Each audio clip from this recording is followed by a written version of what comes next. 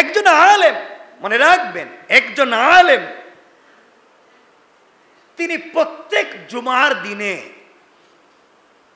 রাসূল সাল্লাল্লাহু আলাইহি ওয়াসাল্লামের উপরে 1000 বার দুরূদ শরীফ পড়েন।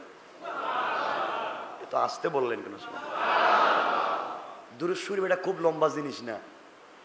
আল্লাহুম্মা বারিক আলা, আল্লাহুম্মা সাল্লি আলা, এরপর আরো কত দুরূদ আছে, এগুলো কিচ্ছুর দরকার নাই, শুধু সাল্লাল্লাহু আলাইহি ওয়াসাল্লাম, এটাও দুরূদ। এক বুজুর্গ আলেম তিনি প্রত্যেক জুমাবার দিনে দুরূদ শরীফ পড়েন কয়বার? সবাই বলেন। তার কখনো বাদ দেয়নি। একদিন একজন জিজ্ঞাসা করলেন, আপনি যে এত দুরূদ শরীফ পড়েন, কোনো ফায়দা কি জীবনে পাইছেন? কোনো উপকার কি পাইছেন? আপনি প্রত্যেক জুমাবার 1000 বার দুরূদ শরীফ পড়েন, এত কষ্ট করে পড়েন, কি পাইছেন?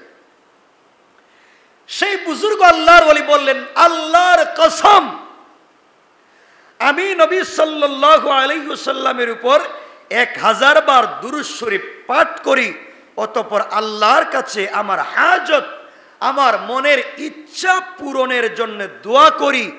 দিনের সূর্য অস্ত যাওয়ার আগে আগে আল্লাহর রহমতে আমার সব দোয়া কবুল হয়ে যায়।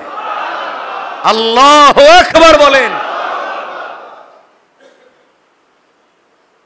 তিনি বললেন, আবার বলছি, যে আমি প্রতিদিন প্রত্যেক জুমায় 1000 বার দুরূদ শরীফ পড়ি, আমি বিফলে যাই না।